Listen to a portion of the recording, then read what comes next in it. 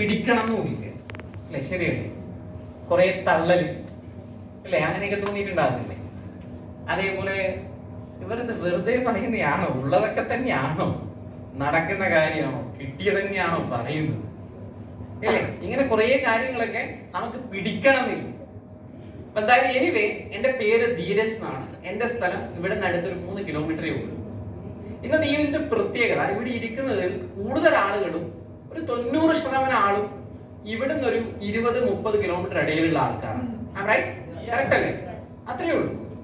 ഇവിടെ ഇന്ന് വന്ന് സംസാരിച്ച എല്ലാവരും 90%, അങ്ങനെ പറയാം, നാദാപുരത്തും കോഴിക്കോട് നിന്നൊക്കെ ഉണ്ടല്ലോ, അങ്ങനെയല്ല നമുക്ക് പറയാം, 90% ആളുകളും കേരളത്തിലെ അല്ല, കണ്ണൂരിന്റെ പല പഞ്ചായത്തുകളാണ് അല്ലെ? ശരിയല്ലേ? കോർപ്പറേഷൻ പഞ്ചായത്ത്. നിങ്ങളത് മനസ്സിലാക്കണം. വെറുതെ ഒന്ന് പറഞ്ഞു പോകുന്നതല്ല. ഞാൻ ഇവിടുന്ന് 3 കിലോമീറ്ററേ ഉള്ളൂ. വിത്ത് പ്രൂഫ് എന്തും കാണിക്കാം. വെറുതെ ഒന്നും പറഞ്ഞു പോകത്തില്ല.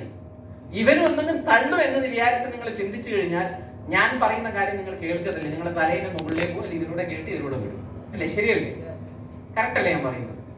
ഇനി അതേപോലെ തന്നെ എനിക്ക് അഭ്യർത്ഥിക്കാനുള്ളത്, ഇന്ന് ഇതൊരു കമ്പനിയുടെ ഒഫീഷ്യൽ മീറ്റിംഗ് ആയതുകൊണ്ട് കമ്പനിയുടെ ഭാഗത്തുള്ള മീറ്റിങ്ങിന്റെ ഇൻഫർമേഷൻ കിട്ടി ഒത്തിരി പല ഭാഗത്ത് ആളുകൾ വന്ന ആൾക്കാരാണ്. എന്റെ ലൈഫിൽ ഈ ബിസിനസ്സിൽ വന്നിട്ട് ഒരു 7.5 വർഷം കഴിഞ്ഞു. ഞാൻ ഈ ബിസിനസ്സിൽ വന്നിട്ട് ഞാനിവിടെ സംസാരിക്കുന്ന ഒരു 15 മിനിറ്റ് ഈ 7.5 വർഷത്തെ കാര്യമാണ് കൂടുതലും സംസാരിക്കാൻ ആഗ്രഹിക്കുന്നത്. അതിനു മുമ്പ് എന്റെ ലൈഫിലെ ചെറിയൊരു അനുഭവം ഞാൻ പറയും. അത് കേൾക്കാൻ നിങ്ങൾ ശ്രദ്ധയോടുകൂടി ഇരിക്കണം, മനസ്സറിഞ്ഞ് കേൾക്കണം. എനിക്കറിയാം ഇവിടെ ഇരിക്കുന്ന ആളുകൾ ജീവിതത്തിൽ അത്യാവശ്യം വിദ്യാഭ്യാസം കൊണ്ടോ സാമ്പത്തികം കൊണ്ടോ സാമൂഹികപരമായോ സാംസ്കാരികപരമായോ ഒരുപടി മുന്നിലായിരിക്കാം ഒരുപക്ഷെ എന്നെ കാട്ടി. ആ അർത്ഥത്തിൽ ആ കണ്ണിലൂടെ നിങ്ങൾ നോക്കരുത്. അങ്ങനെയെങ്കിൽ ഞാൻ പറയുന്ന കാര്യം കേൾക്കാൻ നിങ്ങൾക്ക് കൂട്ടാക്കണമെന്നുള്ള മനസ്സുണ്ടാകണമെന്നില്ല. കറക്റ്റ് അല്ലേ ഞാൻ പറഞ്ഞത്? അപ്പൊ നിങ്ങളുടെ അടുത്ത് ഞാൻ എളിമയോടുകൂടി പറയുന്നത്, എന്റെ ജീവിതത്തിൽ ഈ ബിസിനസ്സിൽ നേട്ടങ്ങൾ ഉണ്ടാക്കിയത് കൊണ്ട് ആ അനുഭവത്തിന്റെ വെളിച്ചത്തിലാണ് ഞാൻ സംസാരിക്കാൻ ആഗ്രഹിക്കുന്നത്. ഈ ബിസിനസ് കേൾക്കുമ്പോൾ, ഞാൻ ബൈ പ്രൊഫഷൻ എഞ്ചിനീയർ ആണ്. സിവിൽ എഞ്ചിനീയറിംഗ് മേഖലയിൽ പ്രവർത്തിക്കുന്ന സമയത്താണ് ഈ ബിസിനസിനെ കുറിച്ച് ഞാൻ കേൾക്കുന്നത്. ആ സാഹചര്യത്തിൽ എനിക്ക് കണ്ണൂരും ബാംഗ്ലൂരും തൃശ്ശൂരും ഓഫീസ് ഉണ്ടായിരുന്നു. ആ സമയത്ത് എൻ്റെ ഒരു കസിൻ ബ്രദർ ഫോണിലൂടെയാണ് ആദ്യമായിട്ട് ബിസിനസിനെ കുറിച്ച് പറയുന്നത്. ഞാൻ ആദ്യം തന്നെ സംസാരിക്കുമ്പോൾ കേൾക്കാനുള്ള ഒരു മനസ്സോടു കൂടിയല്ല, ഇന്ന് പുതിയ ആൾക്കാരെ കൂടി ഇരിക്കുന്നു കേട്ടതുപോലെ കുറച്ച് കാര്യം ഇങ്ങനെ എന്തൊക്കെയോ പറയുന്നുണ്ടായിരുന്നു. പിന്നെ മനസ്സോടെ നമ്മളിങ്ങനെ കേട്ടിരുന്നു. അങ്ങനെയൊക്കെ ഉണ്ടാവില്ലേ? നിങ്ങൾ ഫോണൊക്കെ വിളിക്കുമ്പോൾ ചില ആളുകൾ ഭാര്യമാരെ വിളിക്കുമ്പോൾ ഭർത്താക്കന്മാർ അങ്ങനെയല്ല ഉണ്ടാവുക, ചിലപ്പോൾ ഇങ്ങനെ ശ്രദ്ധിക്കുന്നുണ്ടാവും അല്ലെ? അങ്ങനെയൊക്കെ ഉണ്ടാവില്ലേ? നിങ്ങളെന്തെല്ലാവരും മൗനമായിരിക്കും. നിങ്ങളെല്ലാവരും ഭാര്യയൊക്കെ വിളിക്കുമ്പോൾ അങ്ങനെയാണോ?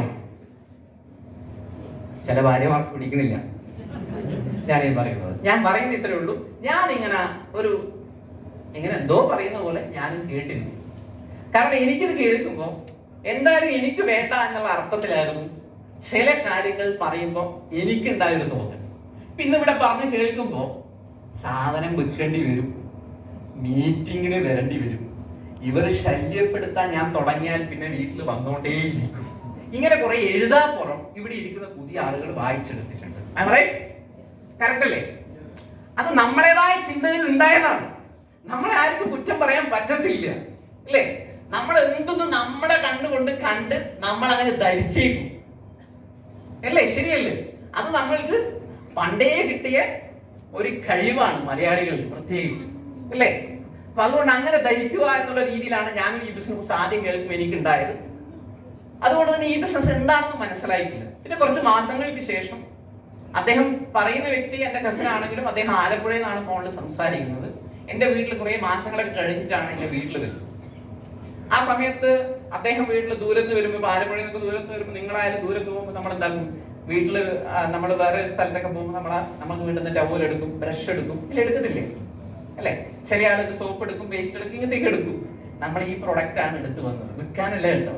എന്റെ ബാത്റൂമിൽ കയറി ഉപയോഗിച്ച് അദ്ദേഹം ഇറങ്ങി വന്നു. രണ്ടാമത് ഞാൻ ബാത്റൂമിലേക്ക് കയറുകയാണ്. അപ്പൊ പുതിയ സാധനമല്ലേ, ഞാൻ നമ്മളെ വീട്ടിൽ എടുത്തില്ല, ഇതങ്ങ് ഫ്രീ ആയിട്ട് അങ്ങ് ഉപയോഗിച്ചു. അപ്പൊ കൊള്ളാലോ, ഇത് അടിപൊളി സാധനമല്ലോ. ഇത് പറയുമ്പോൾ ഫോണിലൂടെ ആയതുകൊണ്ട് ഇത് കണ്ടിട്ടുമില്ല കേട്ടിട്ടുമില്ല ഇതിന്റെ പേരും. അപ്പൊ അതുകൊണ്ട് അന്ന് ഉപയോഗിച്ച പേസ്റ്റും ഫേസ് വാഷും സോപ്പൊക്കെ എനിക്ക് ഇഷ്ടപ്പെട്ടു. പക്ഷെ ഈ കാര്യം ഈ മേഖലയിലാന്ന് എനിക്ക് അറിഞ്ഞിട്ടില്ല. അത് കഴിഞ്ഞ് അന്നൊരു മീറ്റിങ്ങിന് പോകാനാണെന്നാണ് പറഞ്ഞത്. കൂത്തുപറമ്പ് ഒരു മീറ്റിംഗ് ഉണ്ട്. അന്ന് കമ്പനിയുടെ മീറ്റിംഗ് ഒന്നും ഇല്ല, കൂത്തുപറമ്പാണ് അത്യാവശ്യം ഈ മൈലേജ് സ്റ്റീലിന്റെ മീറ്റിംഗ് നടക്കുന്നത്. ആ സമയത്ത് ഒരു 6 വർഷം മുമ്പ് അങ്ങനെ തന്നെയായിരുന്നു.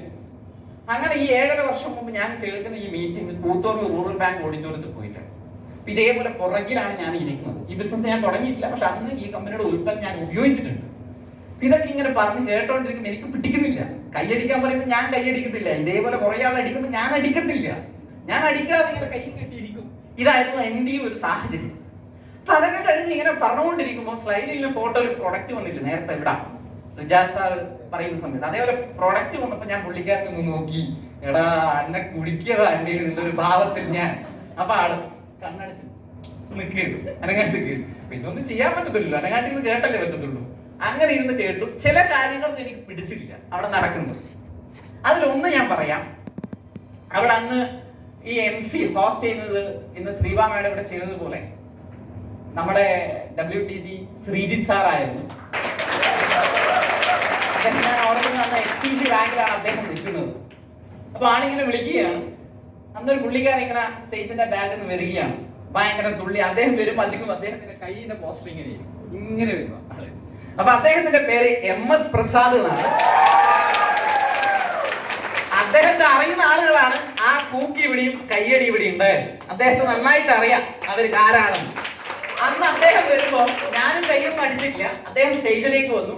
അദ്ദേഹം പറയുകയാണ്, ഞാൻ ഈ ബിസിനസ്സിൽ വന്ന് ഞാൻ RTC റാങ്കായി, ഞാനിപ്പോ ഒരു ഇൻഡിക വിസ്റ്റ കാർ ഉപയോഗിക്കുകയാണ്, ഒരു ഇന്നോവ ക്രിസ്റ്റ എടുക്കാൻ പോവുകയാണ്. ഇന്നോവ ക്രിസ്റ്റ എന്നൊക്കെ പറയുന്നത് അന്ന് ഇറങ്ങിയിട്ടേ ഉള്ളൂ. ഇന്ന് ഇന്നോവ ക്രിസ്റ്റ സ്റ്റോപ്പ് ചെയ്തു അല്ലേ.